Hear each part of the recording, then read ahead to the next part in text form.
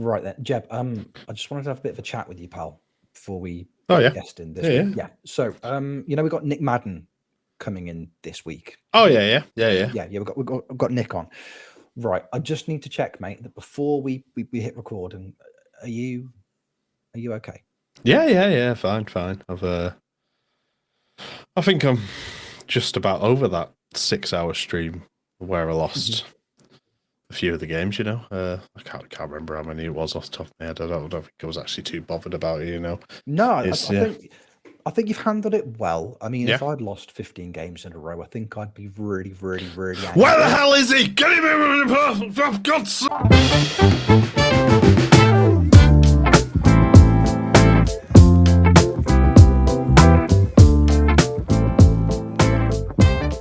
Hello there, friends, and welcome back to another episode of Football Manager Therapy.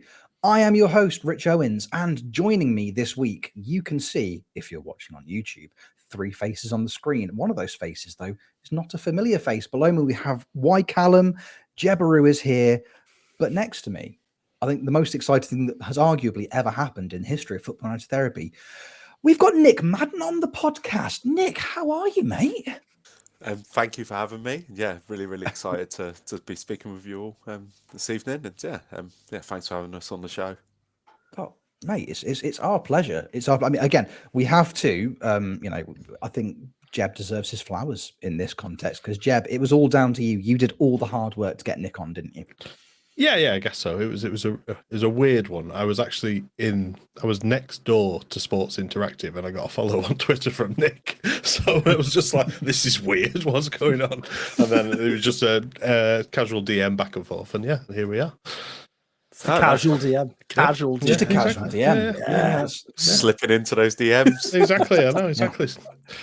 Yeah. Well, we love DMs. Yeah. Like in Football Manager. Oh, it's the first joke. That's not the one. Well, it's not going to get any better than that. Good night, everybody. but yeah, it's wonderful. No, thank you so much, mate. We really do appreciate it. It's just, we enjoy having people on the show to talk to. Everybody we've had on the podcast so far, like during our time with the pod, back to when Tony and I were in charge, the people we had on were kind of avid players. Everybody that we've had on creates content around or is just pretty much obsessed with the series in general. To actually be able to sit down and have a conversation with somebody who, you are the person who makes our dreams come true. That's essentially all it is. We had Josh Peach a couple of weeks ago, who we said is a multifaceted man because he makes Football Manager content on all the different platforms. He's on Twitch, he's on YouTube, he's on TikTok. You are Nic Madden, the man that makes the match engine, which is just incredible, absolutely incredible. It's very exciting. I'm a little bit nervous. I don't know if you can tell. It's very exciting though. Thank you, mate. I guess the best place to begin. Look, I mean, you've been involved in FM for quite a while now, but you are like the rest of us here. You are a man of a certain generation, I suppose. None of us, despite our claims for the last year or so, are 24. I mean, how far back does the love of kind of video games and where did that formative kind of enjoyment of video games begin? Where was that for you, mate? I now qualify to play veterans football, so I'm actually joining a veterans football team next season. So I'm definitely even though I kid myself like yourselves and say that I'm 24, really I'm not. But the formative years were like 8 years old. I think I started playing management football games. And when I mean like management, like I got to see Championship Manager for the first time and almost like fell in love with that game. And then, like first console was a Nintendo playing on Super Mario and like absolutely loving that as a boy, and then playing Italia 90 on like the Sega Master System. And just I couldn't believe that, you're playing playing in that tournament and it's just so incredible to play those games and play them with friends. And then as sort of like kid adulthood turned to adulthood, you were really I was playing so much like Pro Evolution when I was younger, or ISS Pro even before that, a lot of WrestleMania and No Mercy, like big, like I've still got my Nintendo 64 now and still play on No Mercy. I just think it's like the most incredible game. like of all time of that. It really captures like nostalgia in that era. But my love for like Championship Manager, my first one that I really got into the most was like 97, 98. And through that, I've just fell in love with the Championship Manager series, the Football Manager series. I was at home visiting my mum last week, and I went up the loft and managed to find my old copy of, I think it was 2009 Football Manager, and it says like Nic Madden's Football Manager, and on the sleeve, because like if you pre-ordered, you got your name on the sleeve if you wanted, and it was the first of the 3D match engine, and I was like, wow, like if you were told like me then that I'd be working on it, I would, like it would be pinch yourself moment. I didn't even really know it was possible, to be quite frank, because I thought games were for people who had computer degrees. I thought games were for way smarter people than me. You know, I genuinely thought like I wouldn't be able to make a game. Like I was a football coach and I loved football. And it's incredible to think that I fell in love with the flashing text of it's a goal and the club colours. And now when we have people who interview and they say, why is there flashing text? And they're like, oh, that would be the first thing I'd want to change in the game. And some of the designers who come in and they're fresh and they have never played like the old Championship Managers and never like grown up with the game, they're like, oh yeah, like we think that should change. I was like, no. Like that, it cannot change. Like that is the Football Manager series in essence, is that flashing text. And then obviously the 2D simulation sort of brought things to life, but also gave you more of imagination. And then now the 3D, there's so much pressure on us to make your imagination come to life and make it fit your imagination. And that's why I think sort of 8% of players still play on 2D, because that imagination. But in terms of like my playing history of games, definitely I'm still holding on to that N64 copy of WrestleMania and still play on Football Manager to this day, which is not as good at FIFA anymore. I get beat a lot.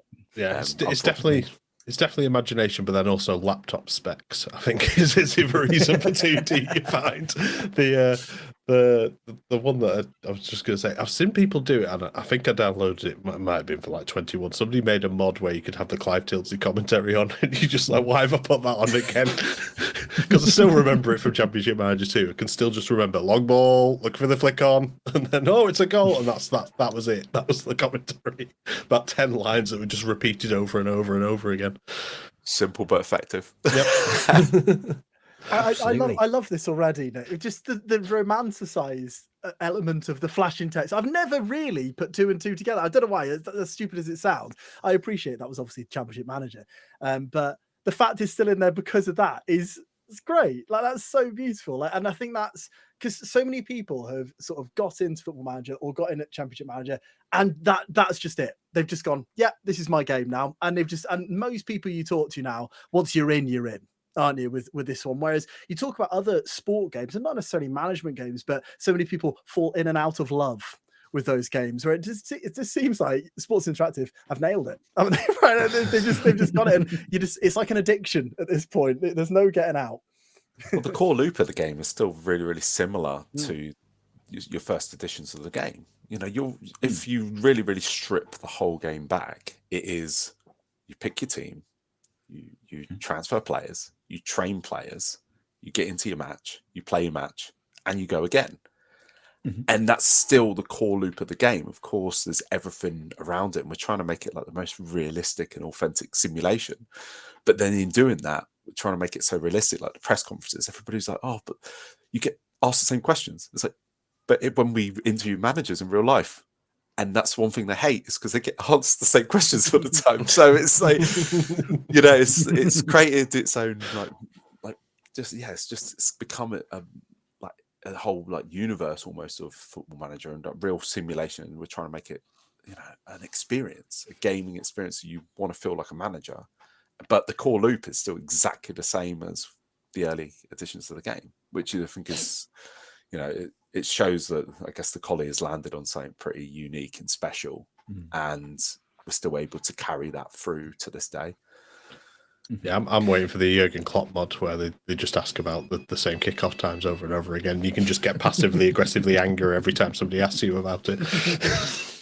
It is so immersive though, and I think that's one of the things for me. So I'm very much like you. I've it's been a big part of my life for a long time, and I get far too into it. I'm a press conference in the car on the way to work guy. That's who I am.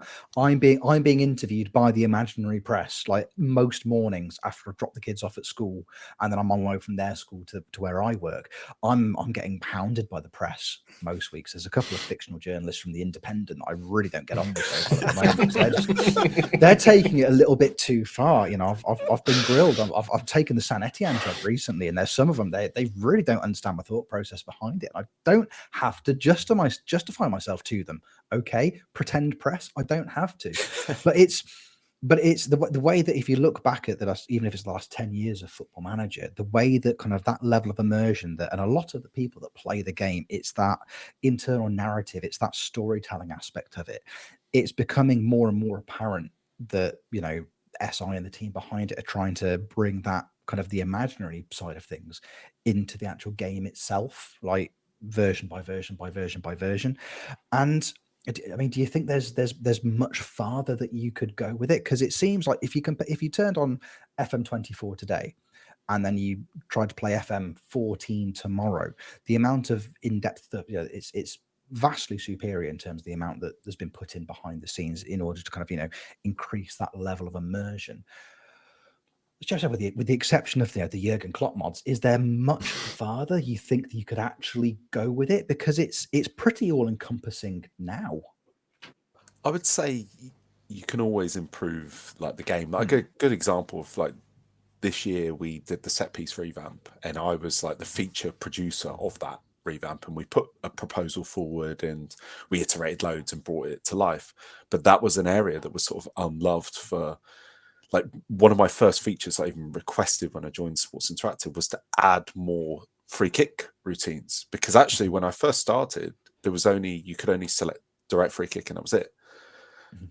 So then we went to the 4 with like obviously the wide and deep and like indirect free kicks and I guess so.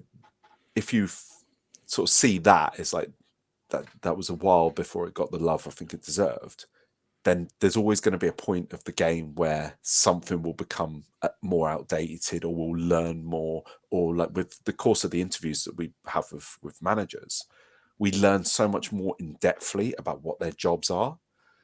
And even adding like the set piece coach, for example, it's an evolution of a role that is now becoming a bigger thing in this football industry. Whereas when we interviewed a couple of set piece coaches, one of like very high international standard, and it was incredible just to speak with them. And they were like, well, actually, there wasn't really set piece coaches a few years ago.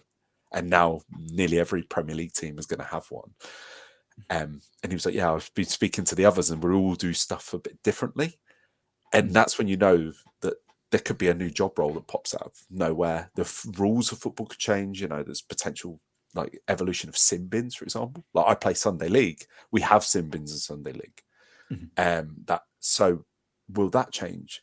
The added time this year has really changed both football, but also I think the way it's played, and it's changed our game as well, because us incorporating that that law just shows that it does change the game a lot.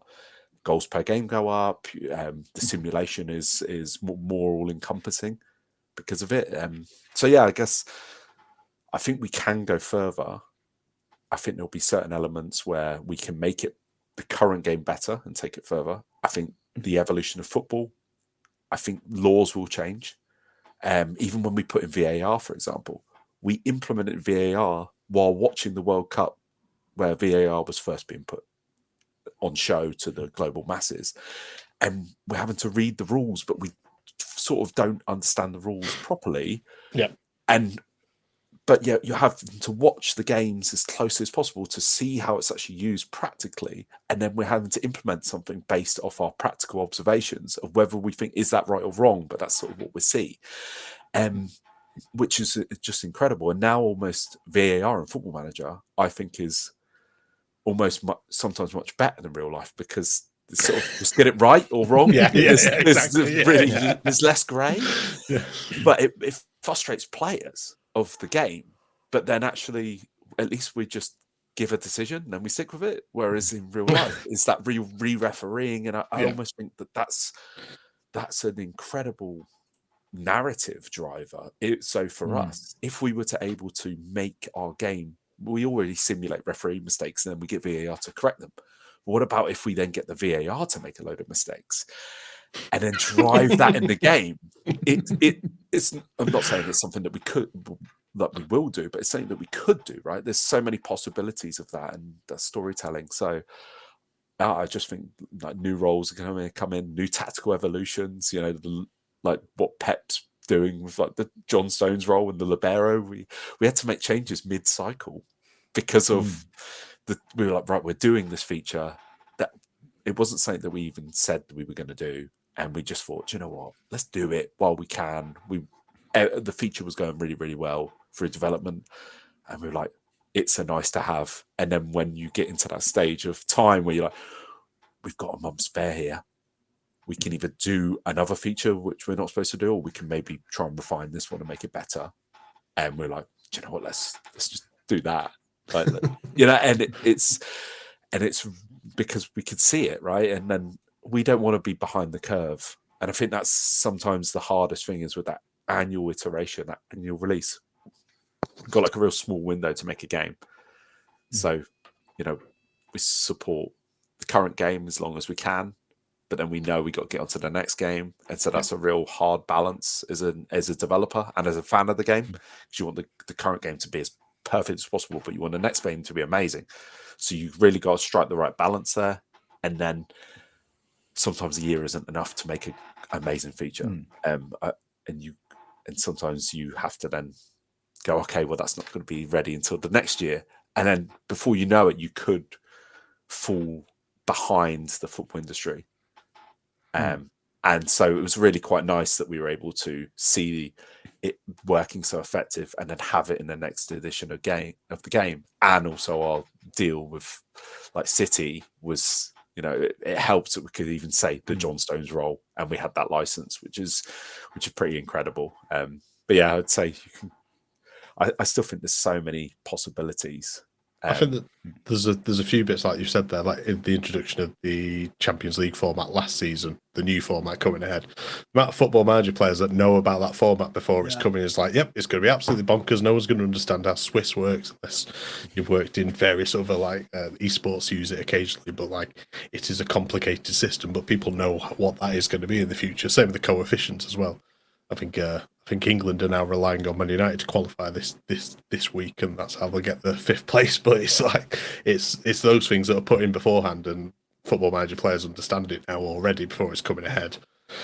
And it gives that it's nice to have those extra features in. I think all the set piece coaches are different in roles as well. Like they've been amazing. Like the set piece stuff, like everyone, as soon as the new set piece thing, that was just everyone just like just everyone running around, shirts off, running around like Shearer. It was definitely what people wanted, and it's really, really good so far.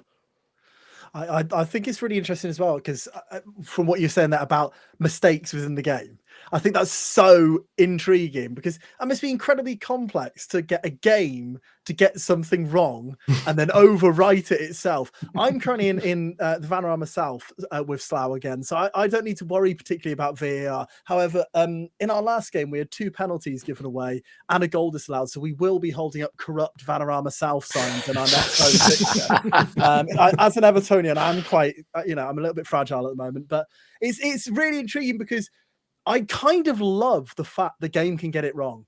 I kind of love that, because I think that, as you say, that is realistic. Things do get wrong. There's human error in it. So it's making a computer game make human error. It's just brilliant. I think it's so clever. And I think it'd be important to clarify that those errors will happen as well, because otherwise your Twitter, your forums, just like, game's broken, the game's broken. It's like, no, it's acting exactly as we intended it to Well, do. it's Yeah. like so often, like when things are talked about in the game, like for example, mistakes happening, defensive mistakes happening, whatever. It's like, have you ever watched football?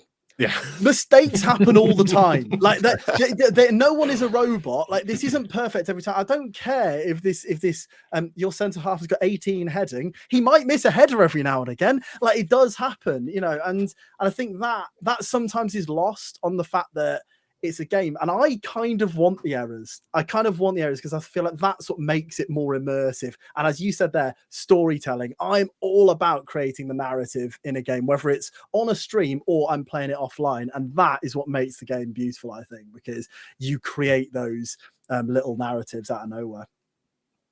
It really is. I mean, picking up on some of the stuff you're talking about there, obviously, you know, you've got the partnership with Manchester City, with SI, and you've already mentioned Pep. You've mentioned, you know, the John Stones role. I think if you look at the way that kind of, you know, tactics have evolved over the last kind of 5 years or so, I think some of the things that Pep especially has done with City and some of the ways that he's made the players set up and play, do you sometimes look at those, like you might see like pre-season, right? So this is what Carl Walker's been up to this week. And is there a bit of oh, we've got to make that work on Football Manager now? Like, is that, do you watch and you go, right, this is going to be really exciting to try and like work that into the engine to make it kind of continue that realism? Or is it there just a bit of a head in a hand moment, like in terms of what we do with our match engines? How do we make this work? Because my goodness, he's done something completely crazy this summer, and we've got to try and give people the opportunity to recreate that on FM if they wanted to. It's difficult. Like when you see some of the evolutions of football and the tactical innovations of certain managers, you do think, wow, that would be amazing. And then when you have to then actually technically like design that and sit down with some of the like engineers or my product owner Jack Joyce, who's on the team, he designs pretty much every feature that we put in to the game and works with every engineer as well. So sometimes it can be more complicated than what you think. Like a good example is like people want like the sometimes the sweeper keeper on attack to be as high as possible, but then you have to find the right balance with that, because if a player then wins the ball on opposition half, what we have is a lot of attempts from the halfway line to shoot, because the players can see that the goal is open, right? And that obviously doesn't happen that often. You know, you see players that score from the halfway line, but it's rare, right? It happens maybe once a season. So you got to get that real right balance in there. So sometimes some of the tactical innovations are a bit like further forward than what we can go right now, but it is something that we go, right, put that in the backlog. That'll be something for like a future edition of the game. But what I find incredible is even like thinking about this year and like just the positional rotations feature was really, really interesting, because like I did football studies as my degree, and we had to do we learned about the tactical innovations of the game, and it basically felt like it was a WM formation, which was really like, I think what was it, Herbert Chapman or some one back in the day, and he was like what 1950s or something or 40s, and it's literally what we are now sort of ending up with in the modern game. So tactics are very cyclical anyway. They, you know, like a 5 in the back, 3 at the back. It was played before, and then it's sort of brought back in, and it's really, really interesting to how we can make those work. But some of the principles are still the same. Might be odd tweaks here and there, but we need to cater for that tactical, like the dynamic of tactics. We let the human player pretty much do whatever they want, which is an absolute headache for balancing something. So we almost need to make sure that the AI is like we did for Football Manager 23. We did a whole AI manager like revamp, because we felt that let's try and make our AI managers as smart as we can, but not using as many formations, and stay true to the database and what the researchers are setting, so we can try and make the AI managers play a lot like they do in real life.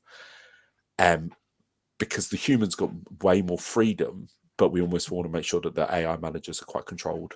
and measured in their approach to make not just it easier to balance the amount of combinations that we got, but really to make it a bit more of an authentic experience. So we know, okay, like a 3-5-2 that will always have like wing backs in it, for example, just to create that balance, better balance. So we know that when we're improving the engine, we're improving the AI decision making, that it will have a knock-on effect to a lot more managers. So every fix will have a bigger impression on the human manager. But yeah, some of the formations that people come up with are insane but really, really fun as well. So it's almost really nice that we give that level of creativity to someone. So yeah, and then there's me on Sunday League managing my team and trying to teach them how to play a diamond, for example, in an hour of like training, and they're like, "Why are we playing a diamond? Like nobody ever plays a diamond in Sunday League." And I was like, "Because the pitches are boggy, so let's just pile the middle." So yeah, but obviously that's that level of intricacy, right, where you can think creativity and like creatively about the game, and that's sort of what we give our human managers. But yeah, it's a headache when managers do something different in real life, but a nice headache to have. Now this is I mean Callum, how many variations of Callum ball were there last season at Slough? I don't know. I think once I got to about 20, I thought I'm just going to stop at 20. But I think that's the beauty of it, isn't it? Because as you say, there's so many. You can do whatever you want. But I think I'm finding on maybe it's because I'm learning the game better and better, but the difference in just literally swapping a role. I was always of the understanding of, I want to change my team, so I'm going to chuck another one up front, or I'm going to chuck an attacking midfielder in there. And it's not at all that anymore. It's very much, even switching from support to attack or defend to support will have such a difference on that particular player. And I think that's what's really interesting. So even though it might look like the same formation that you're playing against, actually this player's going up and down, or this one's just, stuck to the centre halves. And I think that's what makes it a lot harder to play against the AI now. I do think the game is getting trickier. And so it should do, because as you say, as a human player, we have such an advantage over those AI managers that there needs to be an element of difficulty there. And it's one of those things where, most games do have a difficulty level and Football Manager doesn't. It's Football Manager, so it can sometimes have that barrier with it, because sometimes people go into it and go, I haven't got a clue what I'm doing. I've set up the team how I think should be good, and I don't know why this isn't working. And it is a case of just having those roles in the wrong places and those instructions being wrong, or players in the wrong roles and those sort of things. So yeah, it's really interesting. How do you it's difficult. I don't know. So some people, it's one of those common things that streamers say. Sometimes you just load up the save and that day is not going to be your day on the game. I mean, I had one recently, 15 in a row. But yeah, it's one of those, like, I think you make adjustments. You sit there. Is it a case sometimes of just switching it off, or is it just that? Is it that AI now, like, catering to basically what your formation is and trying to counter it, and they're all now to counteract it? Is it that type of thing, or is it sometimes just that day? It's a bit of both, I'd say. Like, it's how the players are feeling as well, like your own players' morale in the game. Sometimes the flow of the game. Every manager goes into a game, say, against their own ever AI managers or the human manager, and they have like an expected score at the start. So depending on whether they think they're the favourites or not, whether they're home or away. And that changes dynamically through the match. So every time you make a sub, it could change your own expected score, like under the hood. And same with the AI. Every time they make a change, they're trying to either try and basically, can they get back into the game? Do they need to get back into the game? How much do they actually need to win the game? Or were they the favourites in the first place? So it is about then they are changing, not really dependent on the conditions of the game, depending on the flow of the game, depending on their own attributes, especially the AI, every AI manager in the database. I think that's the sort of the difficulty for us. So we want to make that real life simulation. So we want the managers to play how they do in real life.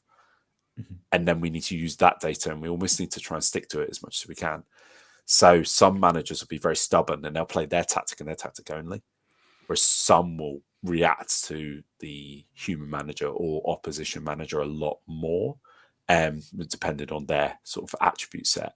And yeah, like it's really interesting where like sometimes you will just get in that bit of form, and depending on the attributes of your team, how can they really recover from that? What are you doing? That's what I quite like of in the game is you can control a lot, but you also can't control everything. And like you could, like the way you react in press conferences or the team talks that you give, and the training, for example, you give them a rest or not before a game or after a game. Those all do feed into that match day. But then sometimes the match, it may have a different experience completely depending on just what actually goes on. Like, especially the timing of goals is like sometimes they always say that, oh, we scored too early. That's a thing that people say in real life. We scored too early. It's a weird concept, isn't it? That you would score too early. Yeah. But you then have to adjust your game plan, and every decision you make, every time you just change one tactical instruction in the game or you shout at your players, that isn't a tactical change. So that then changes the whole dynamic of the match. We have to then, at that point, we have to resimulate the game. Like everything is live. As you click, as you go, it then has an impact, which is both, it's incredible, because it really, like, you get so invested in, like, especially like the development of the match, and you like every change matters, or it has an impact. It matters some way to your result at the end. But then some people, they like reload the game and then they'll play the same match again. They'll be like, but it's different. But that's also because that's how the game is coded. We have like a random element in there as well. So we don't want the same game to be played the same way. Like, you know, and it's pretty amazing. Like when we sort of test the match engine, and we can force, we can play around with some debug under the hood, and basically, if we can change, say, okay, that player was going to pass to you. Actually, no, now it's going to actually go to Callum. And if we change that one pass, that can actually potentially change the whole outcome of the whole game. Wow. Just from one thing. So it really does have that effect of it's so really interesting. It's so interesting. And then sometimes people on like network games, for example, they may have encountered like a divergence. And that means that the randomness in the match hasn't been held, and so your score may be different to someone else's score. And obviously we would hate those bugs to go out in the public, and you know, like we fight so much against it, the amount of testing we have to try and guard against this. But it is just one thing can go out of sync and it changes the dynamic of the whole game, and literally does change the score. So we know there's been a divergence happen because of the score changing. Yeah. And it could just be one single event. That's the ripple effect of football.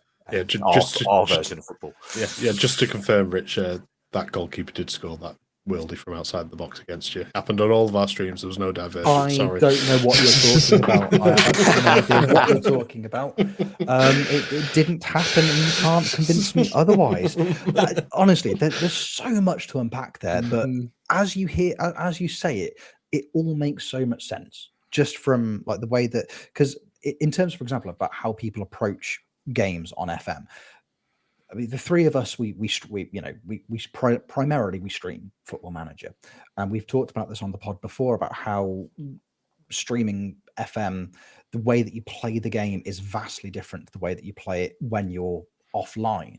And, you know, you bypass certain elements. There are certain screens that you don't even look at when you're streaming. Because on the one hand, you're like, well, I want to play the game properly. I want to accomplish my goals. But on the other hand, I'm also trying to be entertaining, or I'm trying to, you know, just keep people watching me engaged. So you don't take into consideration some of the multitude of external factors on your team's potential performance in a game. You know, I've just finished the first season of my save, and I limped over the line in Japan with Kashima Antlers, and my run in at the end of the season was woeful, and I nearly threw it all away. And it's because I wasn't paying enough attention to what was going on in between the games. I wasn't really factoring in form as much as I should. I wasn't factoring in player morale as much as I should have been. And you go out and you're playing a team that's, they're third bottom, and they're not going to get relegated, but they're definitely not going to get any higher than third bottom. You think they've got nothing to play for. We should go out there and we should dominate this game. But you've just come off the back of a really disappointing cup exit, and you're not factoring that in enough into the decisions that you're making where you're managing the game, and you lose 2-1 and you're pulling your hair out. But when you actually look at all the factors that you've just talked about that can influence the outcome of a game, it makes you want to just not necessarily rush into these fixtures. Pause, take a breath, look at morale, look at form, look at the mood in the dressing room, see how the team leaders are feeling. And these are all things that you need to take into consideration before you put out that 11, because in your head you're like, right, put your strongest 11 out. You're in a title push. This should get us over the line. And it doesn't always get you over the line. So that's that's mad. It makes sense when you hear somebody say it, but especially as streamers, and I'm guilty of not taking those things into consideration. Sorry, Rich. One point I really liked from yours, Nick, was how you said, during the game, if you make even like a shout, that will alter the effect. Because I've had a theory for a while, like you're in the last 10 minutes of the game. If you don't want it, just leave it. Don't touch anything. Just let the game happen. Just let it go. I don't want to change it, because I hate to think that right winger I've brought on to waste time with 3 minutes to go is the reason I conceded from that corner. I hate, and now I know it's true. But it's things like that, and it absolutely should do. It absolutely should do. Why wouldn't it? Because as we going back to it, that's real life. If you suddenly said, right, that attacking mid, you need to be more defensive, that will change how the AI manager plays it, and they will have to. But it's just as you say, you keep using the phrase under the hood, and I love that, because that's the bit we don't see. We don't see the under the hood. You see everything else, and it's so interesting to know how the game works in that sense. It's interesting to work on as well. Yeah, I bet. You really like come out of it as like a player of the game and then a fan, and then I learned something like new at least every week about what is actually capable of the game. I think really when you also start to plan the next things, and like say the next new features that go into the game, or the current features, and one bug fix can really just tell you something more that you didn't know. And it's really refreshing. We have really good communication on the team, and I think that's why I feel confident that I can speak on behalf of some of the engineers, because I'm not necessarily, I don't think I'm very technically minded, and definitely I haven't got a computer background, for example. I haven't ever coded. I managed to put one feature in the game, which I'm quite proud of, but someone helped me. But it's, I haven't got that background yet. I can talk because I'm a really good listener, and I like to understand why. Just why? How was that the fix? Why? What were we trying to fix? And I look after the version log, so I know every change that goes into the match engine. So that's like my baby in a sense. That I just want to know, because it's a deterministic engine, so we're always building on top of it. So when we go to release it, you get the best of what we got so far.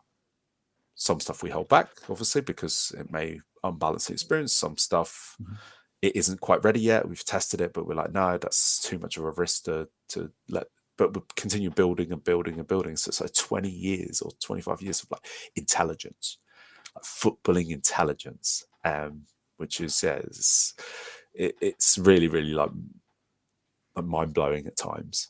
And you sort of a lot of pinch yourself moments when you actually step out and reflect. Just how smart the engine really is. And the fact that we do simulate player mistakes, then we do have a debug where we can turn all mistakes off. Wow. And then that's where you see the simulation at its purest form. That's really, really cool, because every player makes decisions based off other players. It's like every 0.25 of a second, a player has the opportunity to make a decision based off their attributes. So every match of Football Manager, you think of that like 4 times a second, we've got a potential decision. Players can make a decision and also change their decision either at the mid-slice or midpoint or end point of that 0.25 second. So, realistically, that's essentially 4 opportunities a second. There's 90 minutes of football. Can we let Rich do the maths on this? Yeah, exactly. 22 players, there's referees also making decisions. It adds up, right? And yeah, exactly. And now we're simulating more football because of the new rules. So there's more football that we're simulating, and to compact that all into. So realistically, it's about 500,000 decisions are being made in any one Football Manager match that you get hold of. So if that's you the number I was going to land on, by the way. Yeah, I thought so. Yeah, that's where I was. Yeah. So Nick, so you've sort of talked about your background briefly. Then, how did you get into working for Sports Interactive? Then, if you didn't sort of have the computer background and the coding background, and yet now you work on a video game, I find that really intriguing. How does that work? It was, I guess, really wishful. Like, I think you make your own luck in life as well. Like, I do think you have to be lucky, but you have to put yourself in the position of luck. And it was wishful thinking on my part. I was playing Football Manager 2014 in New Zealand, so I lived out there for a few years. I've got my Wellington Phoenix shirt there as well. Like, used to go my season ticket there, and I was there playing Football Manager 2014, loving the game, and I was looking to come back to the UK. After 2 years being away, and I saw a blog online that one of my colleagues, Dan Wells, he wrote for Kick It Out, and he wrote that he had went to university, the same university that I went to, but just years afterwards, did football studies, same degree, and then he went to this event held by Kick It Out, who are sponsored Football Manager, partnered with Football Manager. Like, they're always on the splash screens, right? And for as long as I've known, like that, they've been there, and we've worked really closely with them. And Miles volunteers his time at the event, and it's called Raise Your Game. So it's about people who wanted to get into the football industry. So a lot of people would come. It's a free event, and a couple of the team from Sports Interactive were there. And the year previous, and the reason I read this blog, and Dan Wells had got a job as a QA tester from that event. So he got interviewed and had a year as a tester, and he documented how it was and what he had learned. And he then got taken on permanently after that and became a QA lead. And he's now a features producer at Sports Interactive, or design producer. And I read that blog and I was really inspired. I was like, okay, so it's a Football Manager fan. I'm a Football Manager fan. I did a football studies degree. Oh, well, I did that. Maybe I can go to this event. So I booked flights home so I could get to that event. Wow. I was like, if I can meet Miles at that event, maybe I'll show him that I'm a Football Manager fan, and maybe I can try and get a job.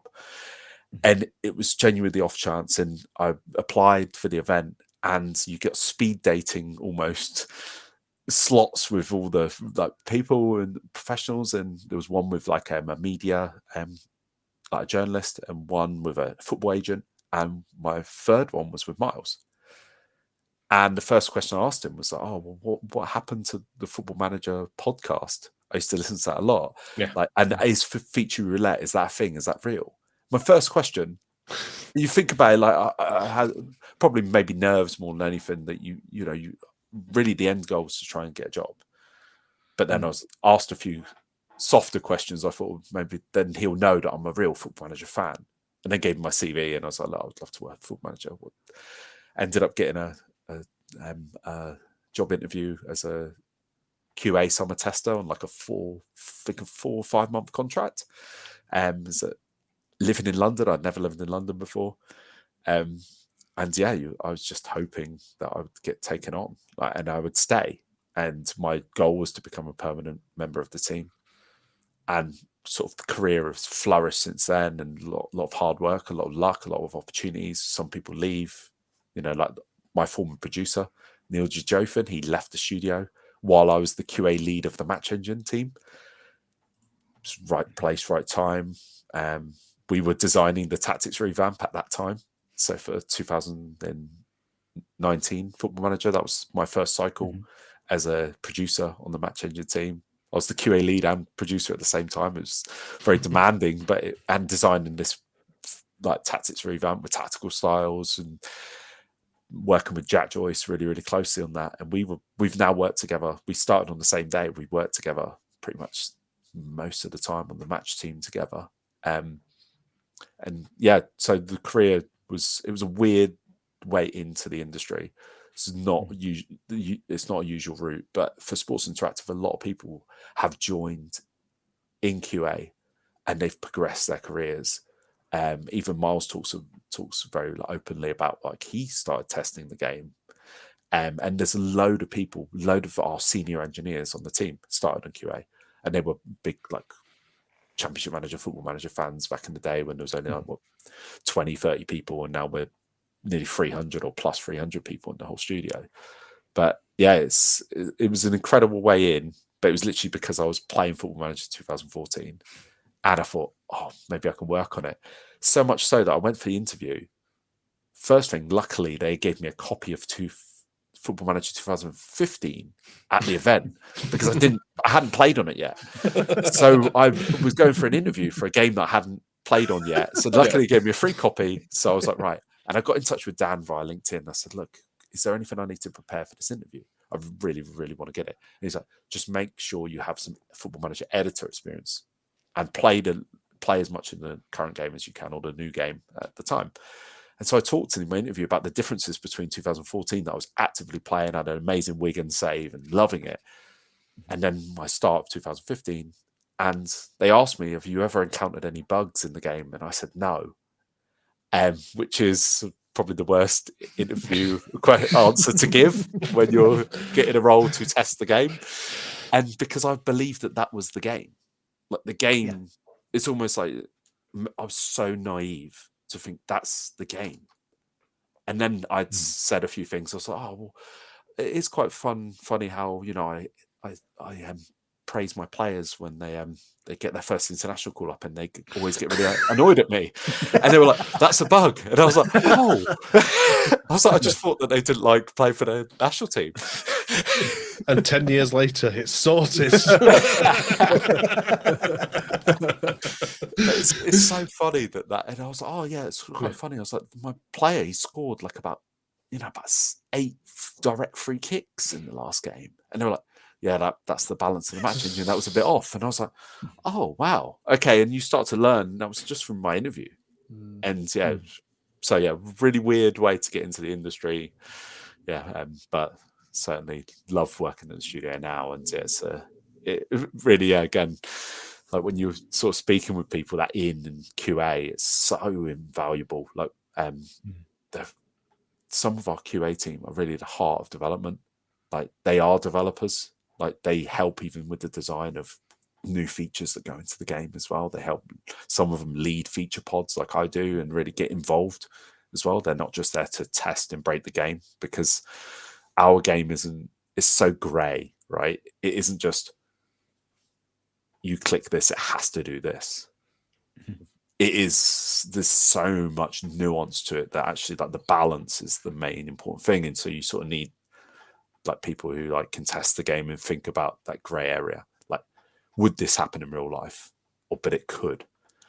Yeah. So yeah, it's quite an interesting route in. No, it's wonderful. I think with a game like Football Manager, my perspective on it as an outsider would be that it makes sense that people that work for SI, it might not necessarily be the most traditional route into the industry, because at the absolute core of what you do, I would imagine it's just one of the fundamental basics is that you must have a bit of an understanding of, and at its core, a love of football. Because I can't see how you could work on a game like Football Manager and not love like the source material.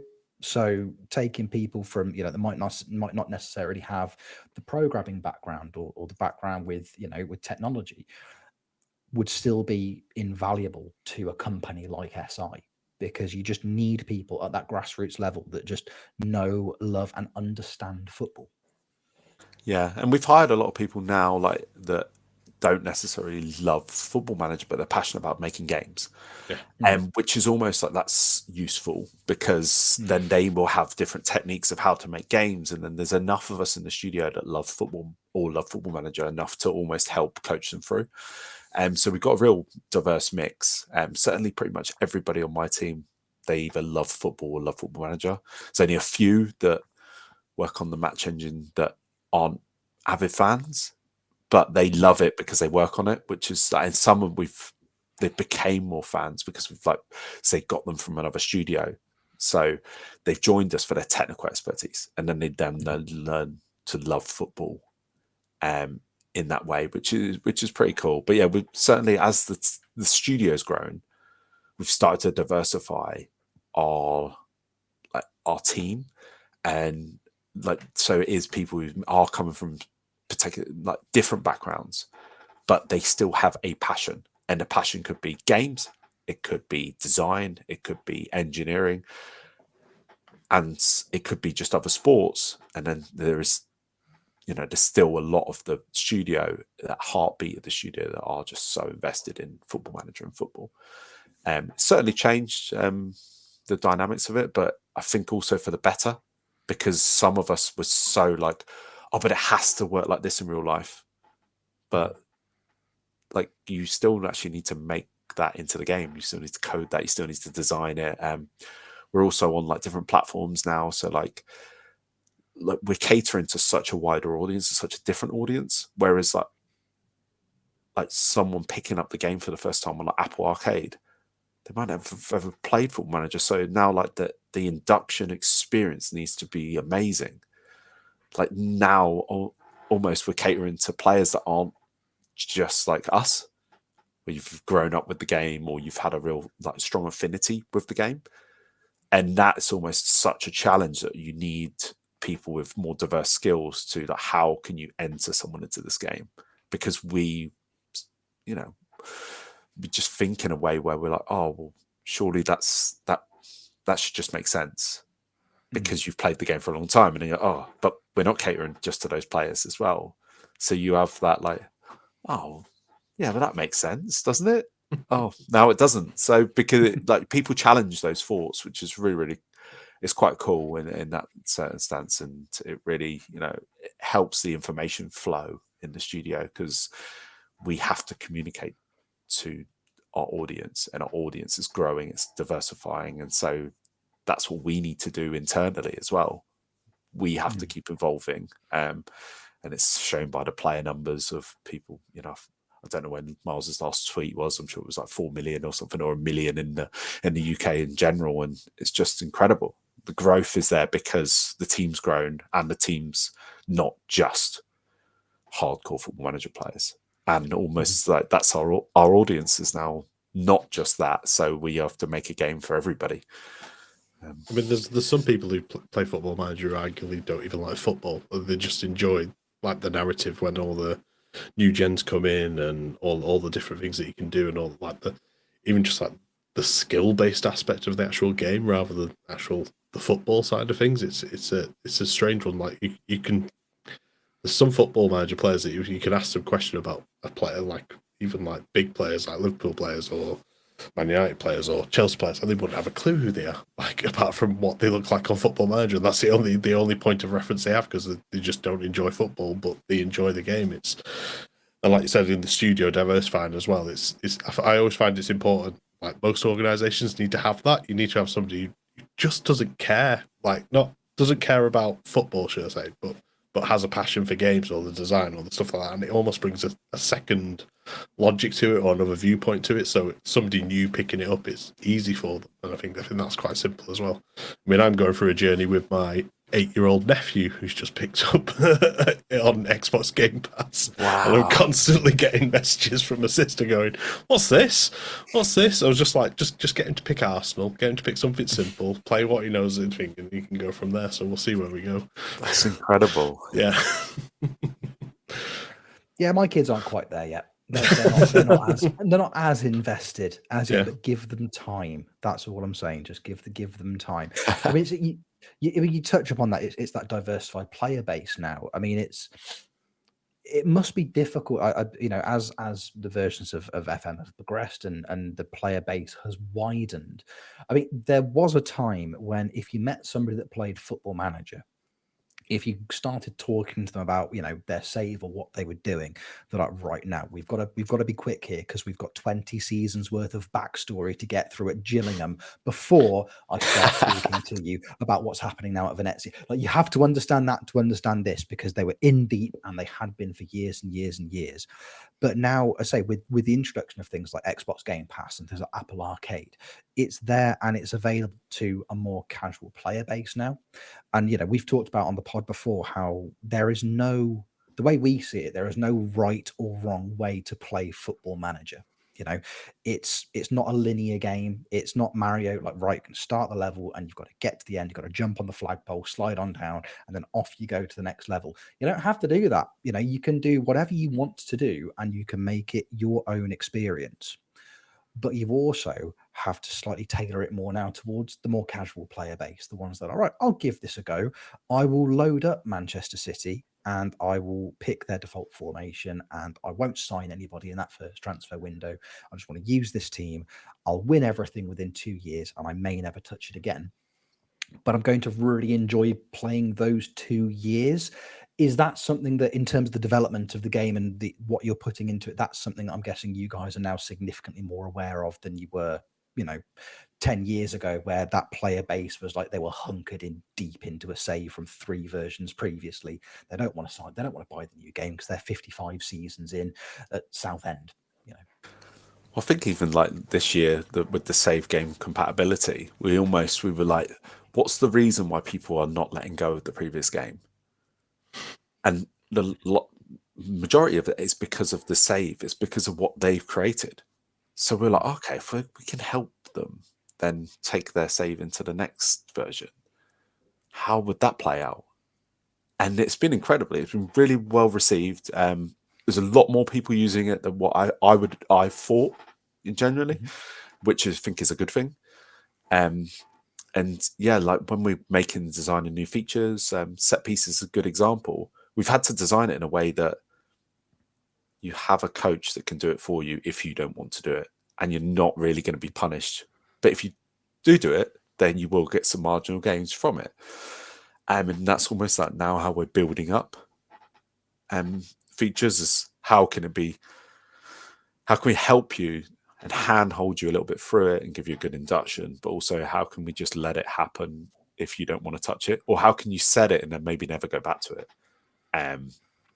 Which is almost, so I'm really, really proud of some of the designs of that, because it was very like pronged, where you can do everything, you can do a little bit, you can do some, you can do none, and it sort of works. And especially like, because I think we've got 3 different responsibilities for it, and we're just hoping that people just set it up once and then they don't really have to go back to it, because you've got all the ranking system of where people are going. So it will dynamically change in the match for you, which, because we listened to a lot of the feedback, and that's almost why it took so long, because we had to get it right. And some of the ideas came because we could see people's struggles with it. But yeah, like now you are sort of set, like trying to design features with more people in mind. Even the feature selection, which like is an incredibly hard job for Miles and the team, where how can you pick exactly which features go in which edition of the game? It's incredibly tough. And there's so many different teams and so many different departments. And you've got to get the right blend and the right mix.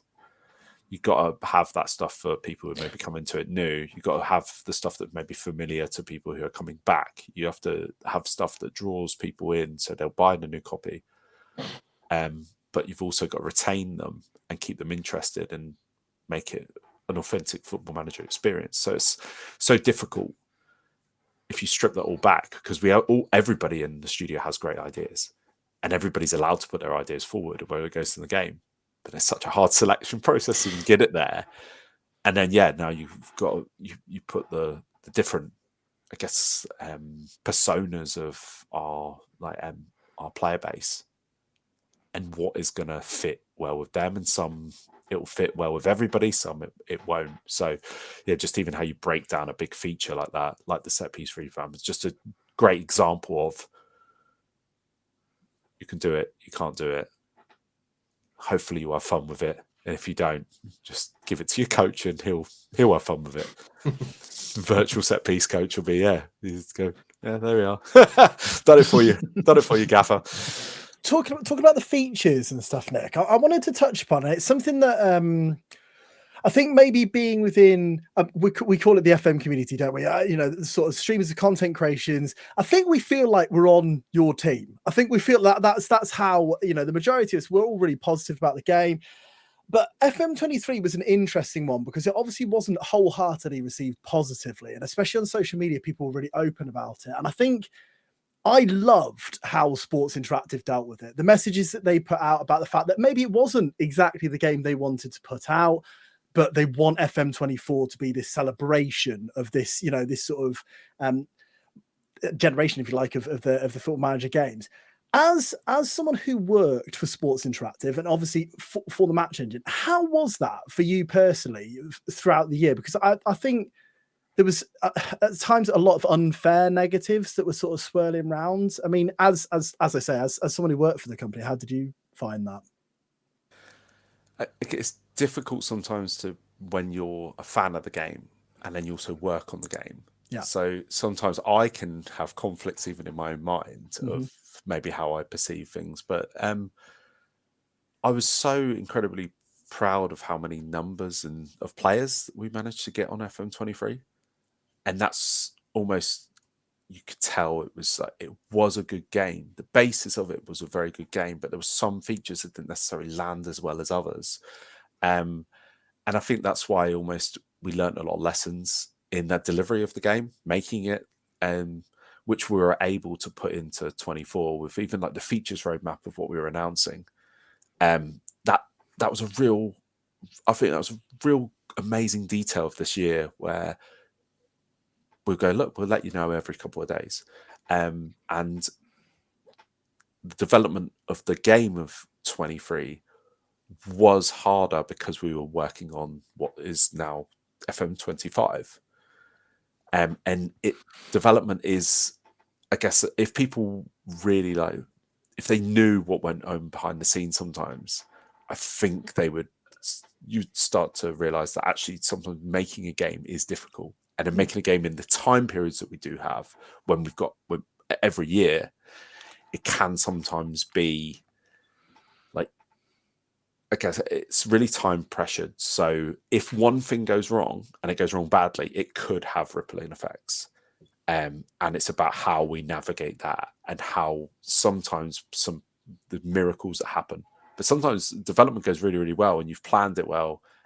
But we also have plans that we can plan. We can have the best plan in the world. But if something then knocks out and that contingency doesn't work as well as what you thought it would, it can sometimes make a life of its own. I guess a good example of like this year, people won't know this in the community, but when we put in the new ball physics, for example, we did it at a very, very good time of the year. So it's during development, but we had 7 goals per game every game. So something, like changing something like that does have rippling effects. That's just an example of we did it at a time that we know that we had a load of time to save things and we had a load of time. But if you have a number of them in the cycle, that could really, really affect the delivery. So what I would say is that I was really proud of the game that went out, but I also understand a lot of the messages that especially like Miles put in his development blog, and I think he was very candid in his his description of it. I just think there wasn't, I guess, enough headline features. There wasn't enough maybe that we felt like we had gone for every persona as well as possible. It's really difficult to do that, but I think that looking back, it had almost it gave us some more difficult challenges ahead of 24 that we were able to go, do you know what, like if we maybe change this and this, we could potentially help it. Like so, and almost some of the work is building blocks for the next year. A good example is we were working on the ball physics changes on FM23. That's a 2-year project, but we can't announce that we're doing it because it may not be ready. So that's, I guess, a really, really good example of that was something that was worked on during the FM23 cycle. So I could see the fruits of our labor, but the fans can't yet. So we're privy to a lot more information, right? Because we're working on it, we're developing it. And so we know there's more to come. And that's almost with every year. We know that this is going to be something amazing that's more to come, but sometimes it may not be ready for the next version. And yeah, I guess that's something that maybe people don't fully appreciate, that we will work on some multi-year stuff. The new animation engine, for example, that was released in FM 2022, and then we've advanced it since, and now for 24, it's incredible. Like we've really taken it to that next level. We developed the tech to a real high level where like we had planned that out. That's been in the makings for a number of years, and we developed it and we've had the plans to just drop little bits in, or not little bits, but I guess that iterative development. So I guess it gives you a bit of a understanding of that was something that was, you can't make a new animation engine in 1 year. You can't make a new physics engine in 1 year. Or not with the size of team that we have, and not with getting it to the level of standard that we want to release. And that's the thing, like we have a certain amount of time to get something to a state where we think it's amazing to release. And I'm really proud of like some of the delivery of FM24 when we're like, wow, we got an amazing game out there and people were instantly playing on it straight away. And almost, I would also say, as a fan of the game, I shouldn't really care how it's made. I should just be able to play it. So I'm not mentioning stuff as like a sob story of like, oh, this is difficult, it's hard to make games. It's more, as a fan, you just want to buy it and you want to play it and you want to like feel part of it. And almost like, I quite like that now we have that community support around us as well. I also think that the way that the studio is communicating on a really transparent level, I think is incredible as a fan and as an employee and as a team member. I love that. I love that we're able to be a bit more honest. The development blogs are really amazing. And also the change lists. Before, we made that amount of changes, but we'd never tell anybody. We'd tell you little bits. But now, even for last year in FM23, we made a conscious effort to tell you every change that was in the match engine. And they were like, this is the biggest patch ever. Technically, it wasn't, because we had made changes of that grander scale in the past. But we felt as a studio, we were given that permission to be a bit more transparent. So actually, I think the world is changing around us. People's expectations are changing, and almost like how we now communicate with each other, it is really, really key to that. And I think almost that's been quite nice, is we've admitted when we haven't necessarily got it right, but we've also tried to put things forward of like how we're going to try and make it better, and talking to like the audience. Like I didn't realize that there was a community forum before I joined Sports Interactive, and to see the amount of posts on there, and I was like, yeah, what, people go onto a forum to talk about this game? Like you, like I just thought people just played it, and you'd meet some person and be like, oh, I'm a Football Manager fan. Oh, do you remember Freddie Adu back in the day? And those kind of things. Oh, Mark Kerr, we loved him, right? Yeah, we liked him. Yeah, we did. Yeah, passing 20, he was amazing. And it's almost, that's like, I thought that was it, and it isn't. And now it's even bigger with like people like yourselves who make content about the game and storytelling about the game. Like, it's a wider audience than even we could have imagined. Now in the game, it's no longer is people writing on a forum. It's people actively talking. They're engaging with each other, having a conversation. They're sharing their saves with the world, and they're getting people invested in their game and their journey. which is mind blowing, really. And it's like you said about the even like the development blogs where you're doing the patch notes and stuff like that. There's hundreds of content creators who'll go out there and just make a video off that pattern. Like, I can't be bothered to read this. I want to see what this streamer's got to say about what the patch is and things like that. Even like we've done it on the podcast where the features roadmap. It was nice, easy content for us. It's like helping these things along as well. And it's that type of thing. And I think it kind of leads us a little bit onto it. I think we talked about the negativity of the community, but the community itself, I mean, we're quite an active part, but that FM community, the content side of things, but just overall, like, what's your favorite part and like how much it's developed? I'd probably say since pandemic, but like the explosion of it really more than anything else. I think the variety is incredible. I struggle now to see how someone else can make an original idea, if you get what I mean, because you see, it's almost like the question that you asked of how can you make the game better? How can you evolve it? I almost think the same now of content creators. How can you make that new thing? Because I've seen so many different things done and very well. And I'm like, oh, that's so hard to top that. Even like Callum with Slough, you have seen other content creators make amazing series with football clubs, right? And now that's more of a thing, but the story is different, which is almost like that's at least the good thing of what Football Manager does. It allows you to create different narratives, different stories. You can drive them in a different way, but the variety is there. Like, good example is like, I love like Omega Luke's videos where he just goes for a whole season and shows you a whole season in one like video. And I'm thinking, I'd hate to be his editor, or I'd hate it, or if he's editing, I don't know. But I'm like, wow, how can you create that level and go for a whole season that quickly and then pick out the bits of the season and chop it down? And I'm quite a slow Football Manager player, so I'm like, how? That would take me like weeks to get through a whole season to then edit that down.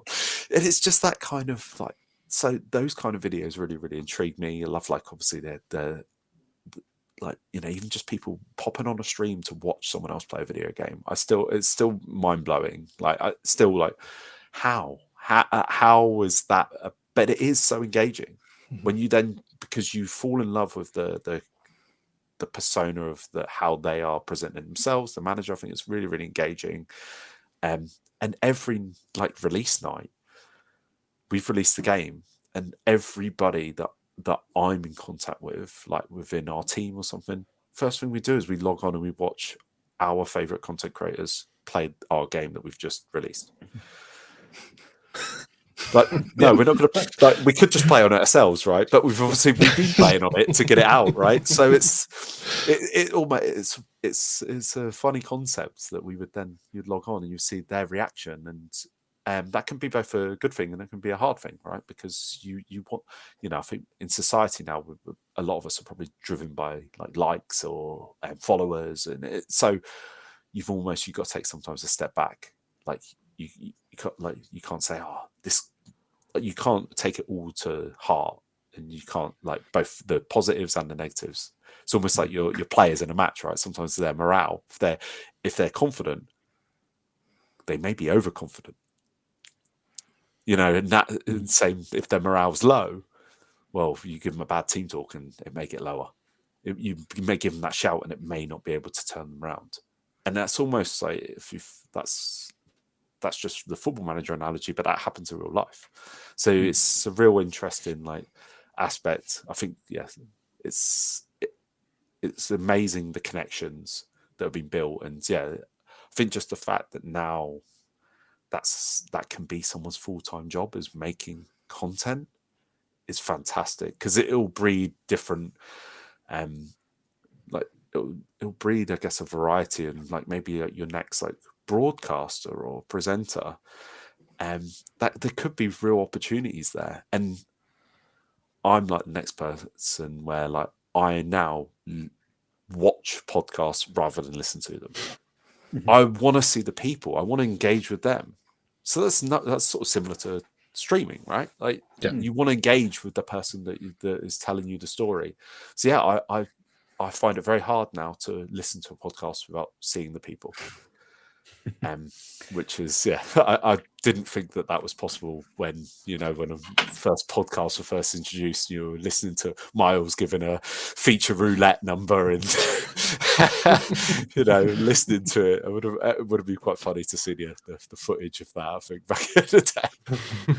I think as well with like you sort of talking about content creation, watching people play the game. I think when I'm streaming, I so often get the comment of I'm playing my game while watching you stream. So they might have me on a laptop and they're playing it on their PC or something like that. And I think FM can be, especially because when you're playing predominantly offline saves, you play it on your own, don't you? And you're just playing that save. Whereas it almost feels like you're playing with a friend. Like I think if content creation is done correctly, I think that is how it feels. And you don't even necessarily have to watch that. I mean, the amount of during lockdown, the amount of streams I watched of Dr. Benji, where he was playing his save on stream and I'd be playing mine alongside him. And it's like, this is nice. This is just, I've got someone here playing a game that I like and I'm playing my game as well. And I think that's the beauty of it, really. Oh yeah, definitely. I think as well, now the game's like been more optimized and it's faster. It's almost like that.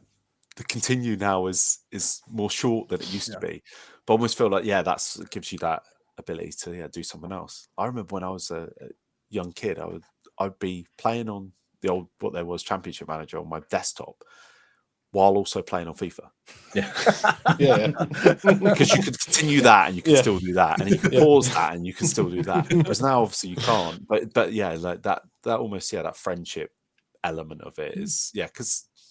I think you're right. It's such a solo gaming experience for many, and a lot of people watch football while playing Football Manager. Very today I was there watching the Celtic match. It wasn't great viewing, so it was almost quite nice to just look at Football Manager, and you don't take the result as badly. But when you're losing on both, it is a lot harder. But you're almost like I want to. But like that's what I love. It's like sometimes you watch. You can watch like the content creators and you can then get ideas of stuff that you can do in your own save. I love the how to kind of things. Fox in the Box used to make some amazing ones with like tutorials of how like features worked, and now I know like Zealand's taken that to a whole nother level. Oh yeah, and like RDF was tactics, and so there's some really like amazing like content out there. And some of the people who have then come with a breath of fresh air as well, and it's really engaging, like that kind of content. But you're right, like sometimes you are doing something else at the same time, or you're watching football and you want to go, right, I can do a lot better job. I can do a better job than that manager in the hot seat right now. So you want to do it virtually. Yeah. Sometimes you play Football Manager with your friends and you're programming AI former 90s footballers to say stupid things to your friends as well. So. Yes, you are. I love my little chats with Carlton Palmer. They are so much fun. I think it is true though. It's there are aspects of Football Manager, especially. I think Callum's hit the nail on the head. Kind of post kind of pandemic. Hit too well. He's hit the nail on the head too well. He's been that right, which is left. But I think he's hit himself on the head. I know he's done. He's like, no, I'm out. I'm done. No, there's a lot to. It can be quite a lonely game because before I started, spending more time chatting to people like Tony Jameson, for example, I didn't have anybody in my life that I saw on a regular basis that played FM. I know people that like football. I know people that like video games, but there was never that crossover. I never had, I never got to chat about my FM saves with people because I just didn't know that anybody that played the game. And I don't think there's anything worse than somebody trying to describe a Foot Manager save to somebody who's never played it because they're like, I don't care. That didn't happen. What do you mean? What do you mean that you signed Messi for Doncaster Rev? No, you didn't. That's what? But then suddenly you meet loads of other people like, you signed up for Doncaster. That's amazing. How did you do that? How did you get on? How did you play? What system? And it's great. And it's the building of that community. And I find it quite interesting. Like we talk about there are essentially two different schools of Football Manager streamer. We think there are people that you want to watch, people like, as you say, RDF Tactics, or like a Steve Hood, or the guys that know the game, or like a Dalgy, like, you know, the guys that know the game inside and out. And you want to learn how to be a better Football Manager player. And then there are people that you watch stream because they're kind of a bit more entertaining. You're not going to learn something from them, but you're actually just going to enjoy time in their company. And I am, if anybody's ever watched one of my streams and thought he really knows what he's doing, you've missed the point, because I really, really don't.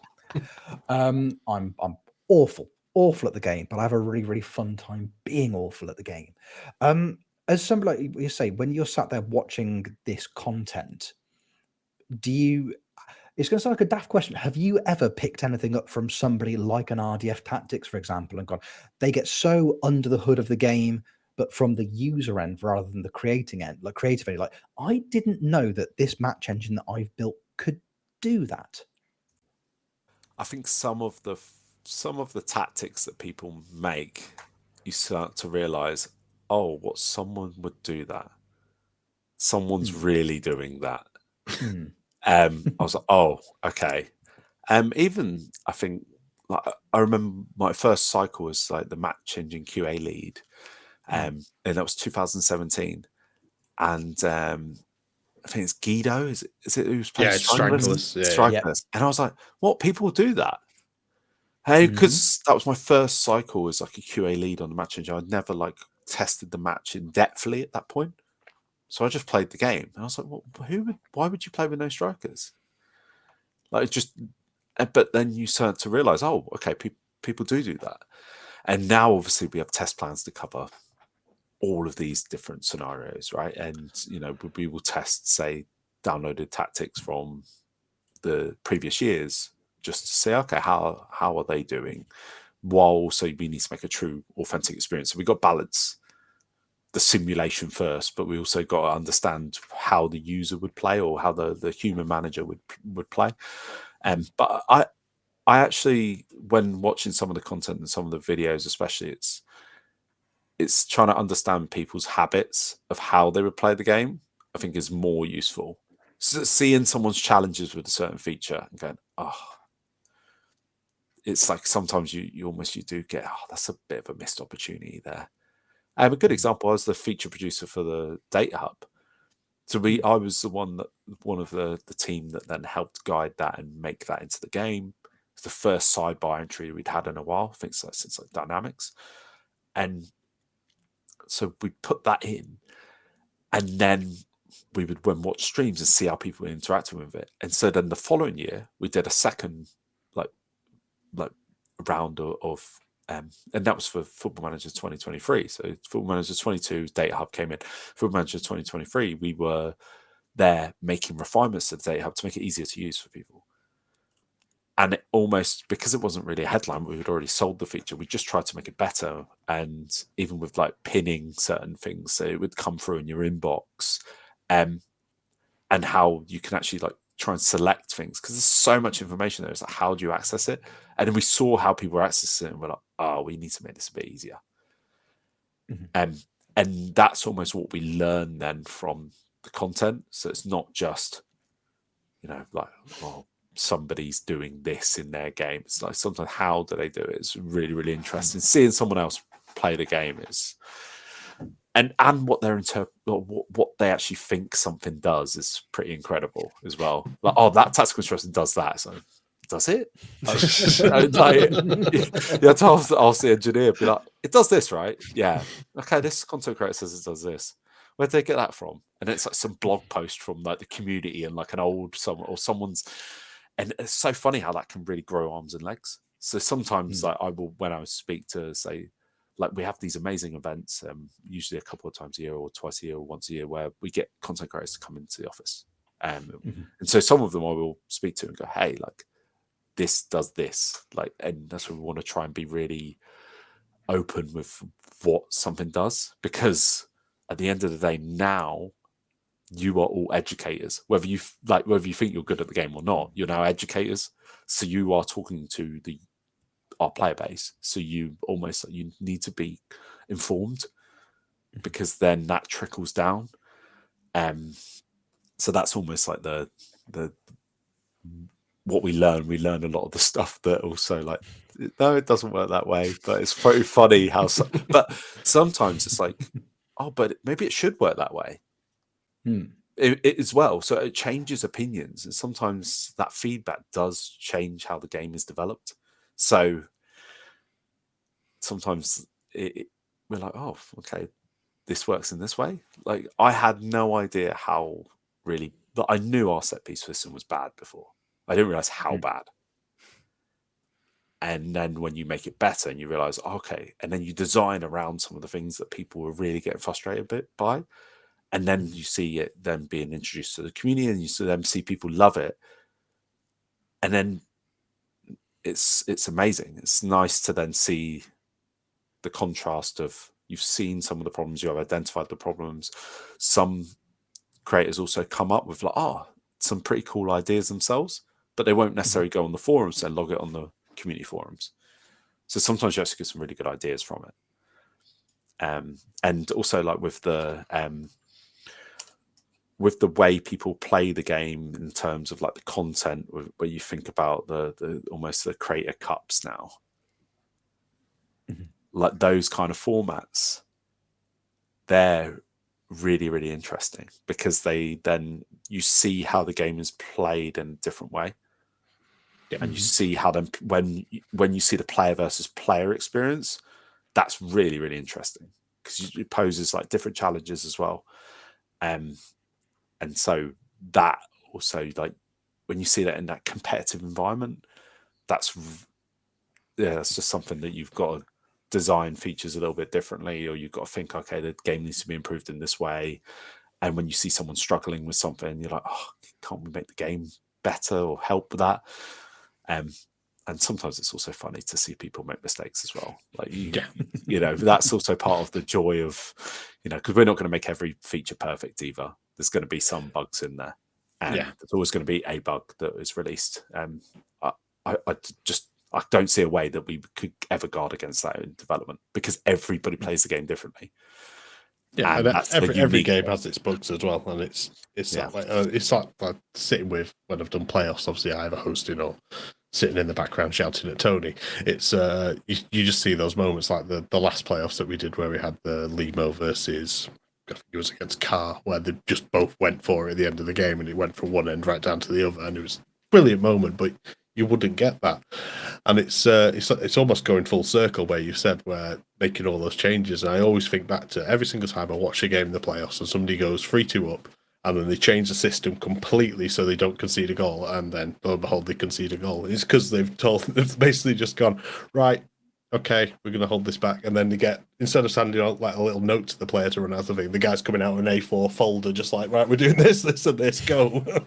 So it's good to see. And like I said, the creator stuff, I think the creator of the PvP, it'd be great to get that pushed a little bit more. But it's I understand the difficulty of it as well, just because of licensing, and you can't have players going to certain clubs and all those type of things. So it's difficult that way. Is there scope for it or anything coming forward, or there's scope for a lot of the development. I think, you know, that we understand that, like we understand that there's certain areas of the game that we want to push a lot more, but we also understand that the metrics of the single player experience is where it's really, really difficult. It's almost, I guess, a good example of, think of set pieces, right? We were looking at the metrics of the people that were using the old set pieces. You can look at that two ways.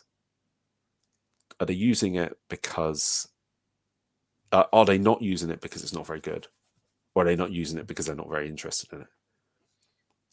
And so if you think about that, that's sort of how we need to look at all of the metrics of other game modes and really make that distinction.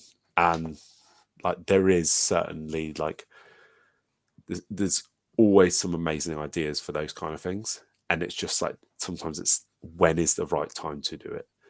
And you got to almost like strike at the right time, but you also got to understand the expertise you have, and is the expertise working on that thing they may be needed for this other big thing that we're working on. And so it's the way, I guess, inside the studio, like we're the match team, but we sometimes get work on certain things. Like, so for example, a few of the engineers and the AI engineers also worked on set pieces because we own tactics. So we own tactics and we also own the match.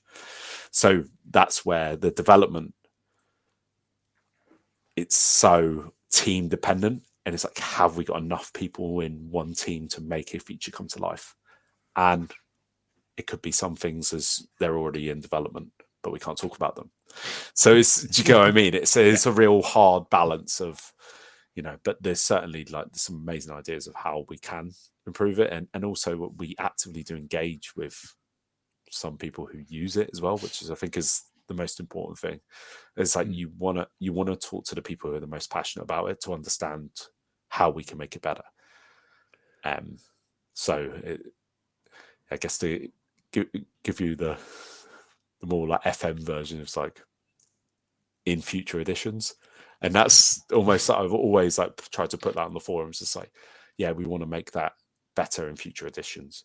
Yeah, because it then means that it's, we've seen it, we've acknowledged it, but we don't yet know when. And yeah, it's sort of like, sometimes it gives some people like that hope, which is almost, that's the main thing. But I think it's almost like people's ideas are acknowledged. That's almost why I really love the fact that we still have that, where the community can log feature requests. Because there's, you know, I think Miles said, was it, I think last year, I think there was a feature request that had been in there like 10 years. And like the most requested feature that we've ever had is the save game one, which took so long to do properly. But he highlighted in an interview in BBC where we actually did have it working from 22 to 23, or yeah, from 22 to 23, but we weren't confident that it would work completely.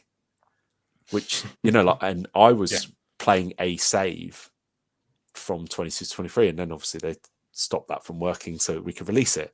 And so I'd had to lost my Southend save because, well, it's not really our, like, it's better that the public have you know, like but the good thing, what we were always taught in QA is don't get attached to a save, because our main prerogative is make sure that we have save game compatibility with what we release. And luckily, we've got a lot better in the studio, where we've been planning for save game for so long that always we've been trying to make sure that we keep saves integrity for a long time, which has really changed the development. But yeah, never get attached to a save. That's what we're always taught. So, but now we sort of can, which is quite nice. I mean, as FM educators, like we all are, we never get attached. I've never once been attached to an FM save. I don't even like Slough. It's all a ruse.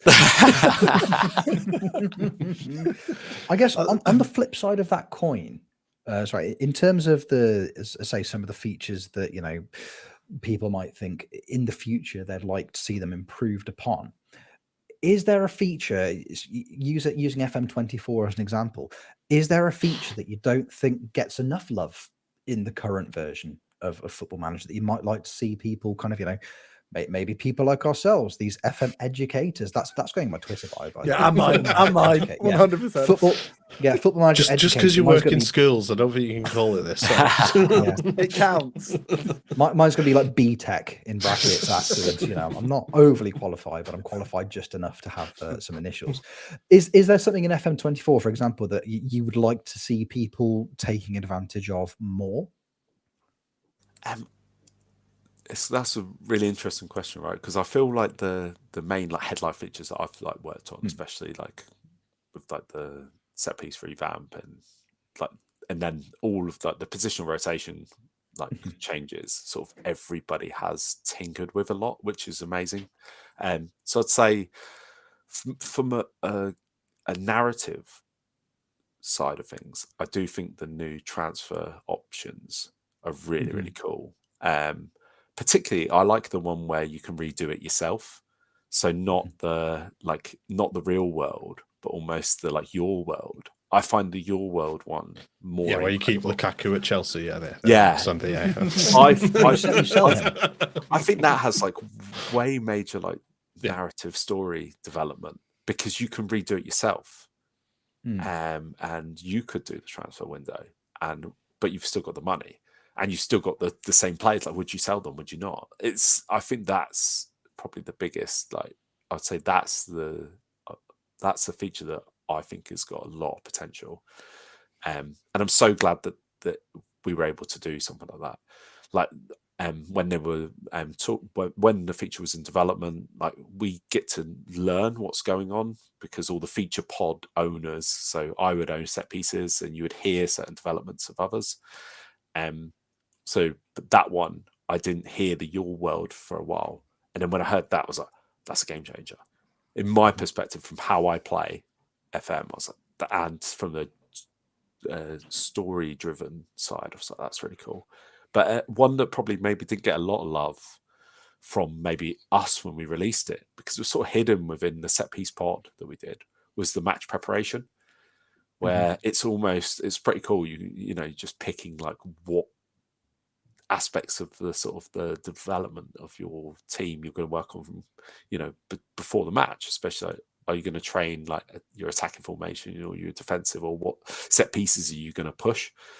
That I think was really quite cool. And we try not to overload it. You know, it does come in your inbox sort of like before every game, but it's almost like a mini game within training almost, because the training is so it can be as complex as possible, or it can be as leave it to your assistant as possible. And it's got those levels to it. Like, you can get involved a little bit, a lot, or not at all. And almost, I felt like that was quite a nice avenue of how we can bridge that set piece training and training, encapsulate it in one news item. And so it made you feel like you could still do some stuff if you didn't want to do it all.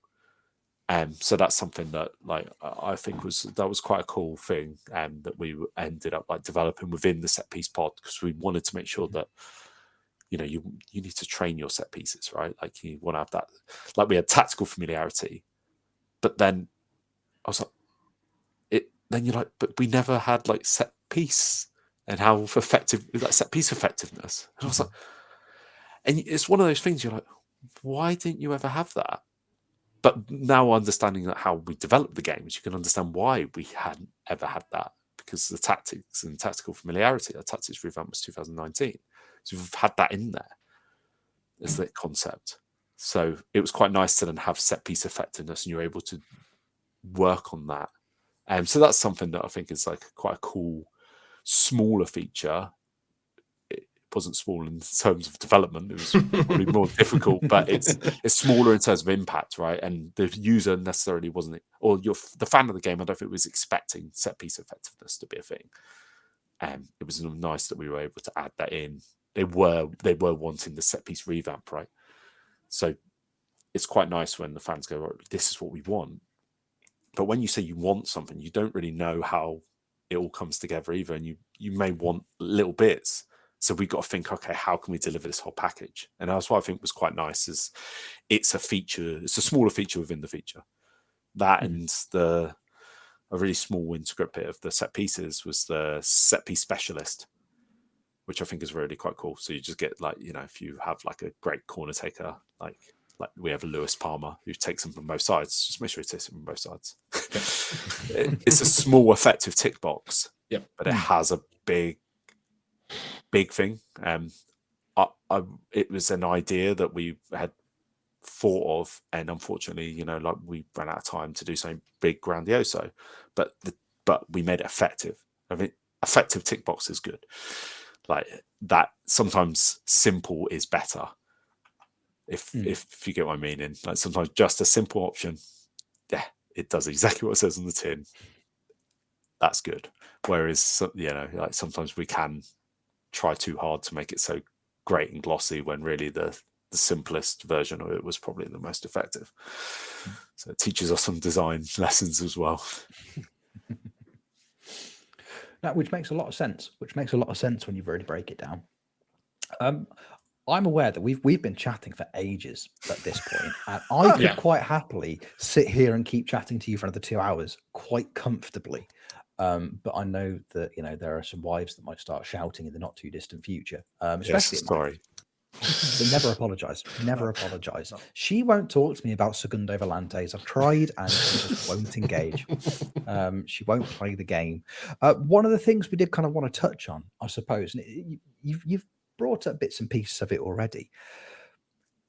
I mean, how much Football Manager do you play outside of, you spend all year making the game? Like, how invested are you? As you've come to SI as a fan of the game.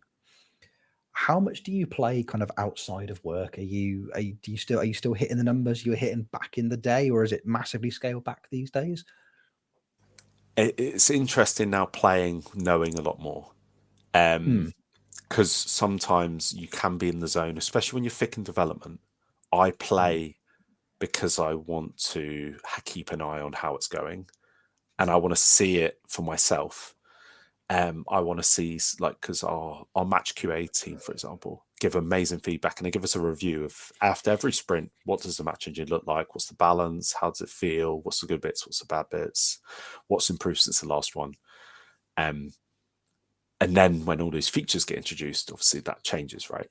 And so I like to play test because, especially from my time in QA, I like to see how the game's coming along. I think it can sometimes give you real confidence as a leader of a team. So you can see people's work and you can actually give them feedback on how their work is having an effect on the game, not just from a QA standpoint or not just from them saying it. Like, I can actually give them good feedback, or I can give them real feedback. So that's something that I do during development. I always play a Celtic save no matter what, and I always play the same Celtic save through development. Yeah. So I've still got a Celtic save going that we still have Jota playing for us. And I don't want to stop that because I don't want him to leave. So, so he's not leaving. He's still staying. He's locked in. But yeah, so I play. Usually, I always play a Celtic save, and I would do that on release just so that I can get a hang of a new game. Because unfortunately, when you're in work time, like, time is precious, right? And I manage a whole team of people, so my time is valuable in work time. So I can't play as in depthly as I would like. So sometimes I holiday to the next game and I play, and that's for me. That it's me. I have to do it, but it's not how I like to play FM. Right? I'm really quite a slow, methodical player. So then when I play by myself, it's nice because I can just play. And so I'll usually play a challenge. Every year we have a challenge in the studio, so I'll play that challenge, and that'll be my something that isn't Celtic. And then I'll start to play other things. Like last year was the first time that I actually got like a database. I got like Moz's DB for Scotland and started playing as Open Goal Broomhill, a team that now is back to Broomhill FC. And that because I was watching their YouTube channel and I fell in love with the fact that they then made a team in a documentary about this non-league Scottish team in the Lowland League. So I was like, right, okay, I can play with them. And then you start to realize that how both fun the match engine is, but also how different it is when you play that lower down, and actually how difficult our job is to support everything. So I do enjoy it sometimes. I do sometimes you get in the moment where I will send quite thorough notes to the guys, and I'm like, okay, well, in this match, here's the timestamps of things that I think that we can improve, and I would give that to the QA team, and that's my. I'm not telling them you need to log that. I'm like, just have a look at it. I want your perspective of it. Is it matching what the feedback is that you're going to present in 2 weeks? Because if it is, then here's some more examples so we can help the developers.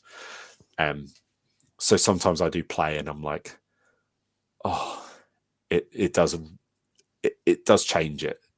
It's not as, I guess it's not as, it is still fun, but certainly sometimes I look at it with a completely different eye. And I'm more critical, which is a really good thing, and also can be a really bad thing, because the more critical, the more you look at something, it's like an artist looking at a painting, right? Like, you want to change it. You don't think it's perfect. So almost like every time we release a game, I always think, oh, but what about if we'd just done this and this and this? And it happens every year, but it's almost like it's good because it gives you the motivation to make the next one, right?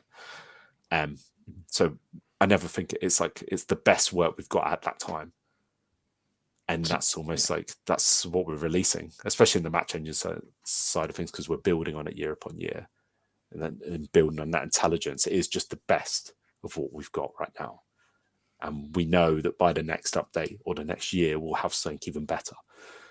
And yeah, there's always stuff that we want to do as well, which is quite nice. It gives you more ideas. And yeah, so it's a funny cycle. You play, and then you want to make it better, and this is the bit where it didn't go so well, and you could see it. So when you've seen something, that's the worst thing. When you've seen it during development, sometimes you can see it. And and I see it a lot with like the content creators as well. And I see it a lot with like our fans. Like I'm just incognito in some like Football Manager Facebook groups, and you can start to see like you get really hung up on that thing. Imagine working on it and getting hung up on that thing. It's irritating as well. So the game, playing it brings out all emotions. Just playing it, then working on it as well, and being a fan of it. Imagine the emotions that can come out sometimes. So yeah, mostly positive though, which is good, because it's really fun. It's a fun game to play on. Like for me, it's still as fun as when I was playing in my bedroom before even applying for FM. Amazing. Is your custom database of choice this time the worst database ever? The one where the guy based all the English leagues and everything's like hell. It's just like I did see that online. No, yeah. I don't know if I can go down that rabbit hole. No, I don't think anyone can. It's a very intricate idea that can only really last one season before you're just like, no, this is just stupid now. But I think we'd be doing a disservice to our loyal viewers and listeners if we just. I think the easiest way to do this is just go FM25 ? I think that's how we're going to cover that question. I'll have to go FM24. Yes. In reality, like we've been really transparent as a studio, which is incredible. The development blogs that Miles has put out is really told a story. I hope that more of those will come as both a team member of the studio as well as like a fan. I really hope that we continue to do that.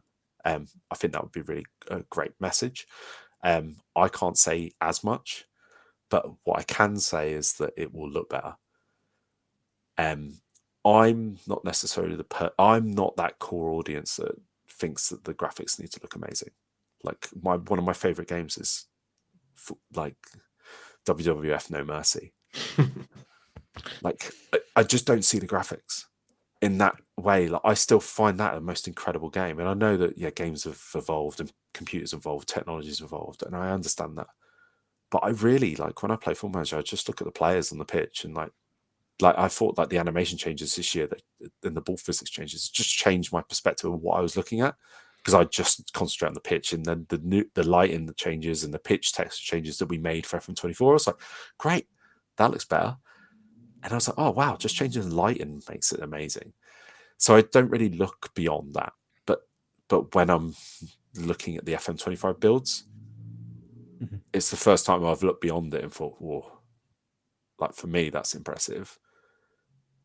And so I know that it will look better. And also, the good thing about it is we will also have female football players on the pitch, which is incredible. And I think, as Miles said, probably should have done it a long time ago. But it's the thing. It's timing, isn't it? It's timing. It's how our team has got bigger. So that's a good thing. Doesn't mean having more chefs in the kitchen means you can make more food or better food. But it certainly gives you a better chance. But yeah, that's the FM25 is exciting for us, and it's also a complete big change for us. So it'll be in the Unity engine, which is one of the biggest game engines out there. So that is really incredible, and it's incredible that we're sharing that. For the smart people, probably figured that out anyway when they looked at our job adverts, right? Like that we were posting before that, you know, before the development blog. That I'm sure some people did figure that element out. I actually found out, I forget what it was, but one of my friends is a lecturer at a university in the northeast. You've hired one of his students as a developer that way, so that was quite cool. The one thing, obviously, connecting No Mercy and Football Manager 25, are you going to petition for feature request custom manager entrances so we can all? That would be incredible. That would be so incredible. Oh, imagine! Like, I guess in theory, like you sort of. Like you could do something like that. It wouldn't be as grandiose, right? You wouldn't have music like that. I think that maybe go a step too far. But some of the biggest football personalities, like in the Premier League and stuff like that, you know, I think about it like my team, Brendan, coming out to some theme music. Oh, he'd love that. cool. Yeah, I think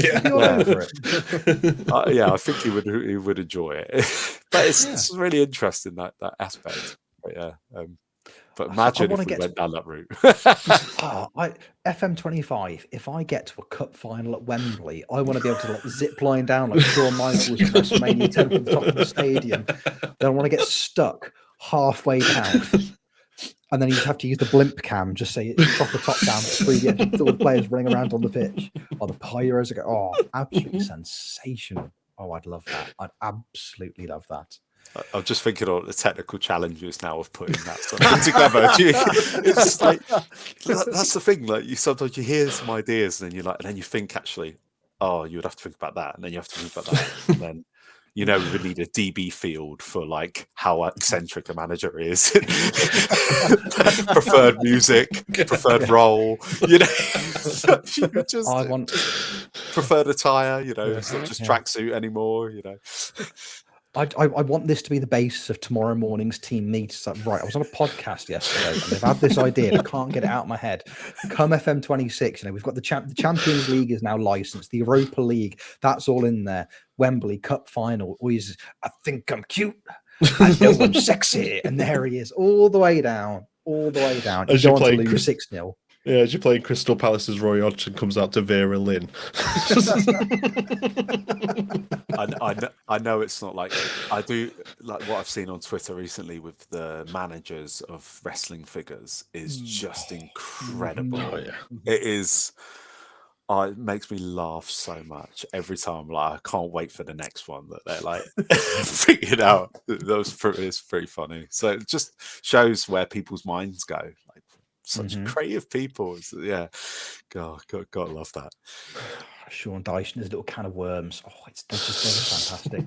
It's been one of my favourite footballing things this year have been those management wrestling action figures, because up until 2 weeks ago, I had no interest in football this year, but now Sheffield Wednesday have started winning games again, so maybe my interest is peaked.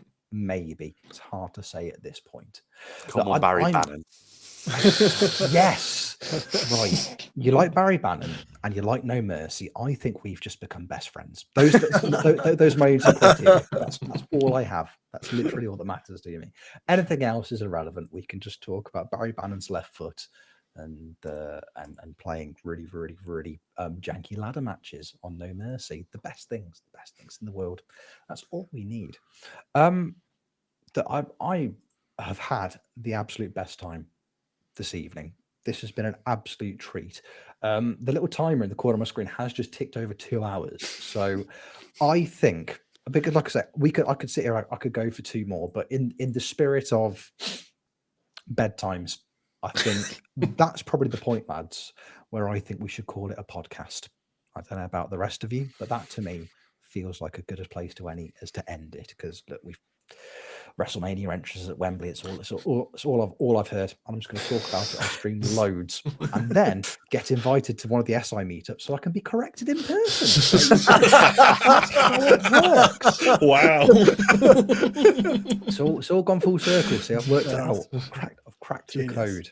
Well, you may be credited, like with that idea. Or I may be credited. And that Football Manager 2050. I accept. Thank you very much. Yes, yeah, that's very, very kind of you. Well, there you go. Probably Jeb's idea, really, but you know, I've claimed it now. Everything's Jeb's. All of this is Jeb's. He doesn't know it yet, but all of this one day, it's all his in a realistic kind of way. Nick, thank you, mate. This has been an absolute joy. I was excited when Jeb said, "Oh, I've had a little chat with Nic Madden. We might be able to get Nick on for a chat of the podcast." I thought, well, it's going to be good. And then this has just lived up to the expectations and more so. It's been an absolute joy. Normally, when we have guests on, we're like, right, have you got anything you want to plug? Have you got a game that's come out in the last month or so, mate, that you might want people to check out? Yeah, people can check out FM24. They can play the set piece revamp. That'll be great. Yeah, take control. Don't just give it to your assistant. Go on, take control. No, but in all seriousness, I really just thank you for this evening. You know, never know, there could be like a part 2, part 3 in the future. So always open. But yeah, It's been amazing just to, you know, at the end of the day, we're talking about a video game that we all love. And yeah, I just hope that the fans love and enjoy it. Like at the end of the day, like we make it, we give it to the fans, they get to play on it, they get to enjoy it and tell their stories with it, make some amazing content, and then we rinse and repeat. So yeah, no, I really just hope that everybody's enjoying their saves, and it's not the match engine's fault. Remember that. So that's my last thing. It isn't the match engine's fault, I promise. Never the match engine's fault. It's you. Yes, you personally. You listen. I'm just talking to you now, watching or listening to this. You did this. Hang your head in shame. Thank you, Nick. Thanks for joining us. Jeb, Callum, thank you as well, boys. It's been lovely to spend the evening in everybody's company. And thank you for listening and watching. However you are consuming this podcast, we massively appreciate you. You are good people. Please keep it up. That's been another quite spectacular episode of Football Manager Therapy, I reckon. Can I just quickly interrupt you? Just this man over my shoulder here. He could be with us this evening, but to be fair, he provided most of our questions for us. He did. He absolutely did. As I was going through, I was just like, oh yeah, Kev wrote most of these. Yeah, so yeah, unfortunately he's not able to make it tonight, but yeah, big shout out to the Nets.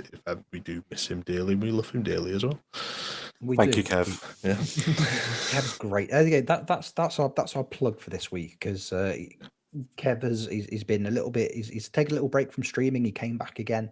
He's had a bit of a tricky time the last couple of days in terms of his reoccurring issues with disability, which part of one of the reasons he couldn't be here this evening. I'm sure he wouldn't mind me saying, because he's very open and honest about it. So my advice this week, if you have the opportunity, if you're free on a weekday afternoon, go and check out a United City FM stream, because it's an absolute joy. Kev is the nicest person in the world to spend time in the company of.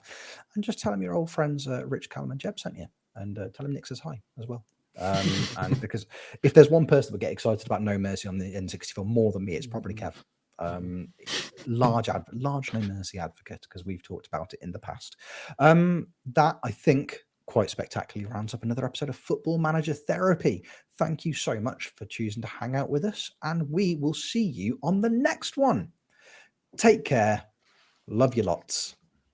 Bye-bye.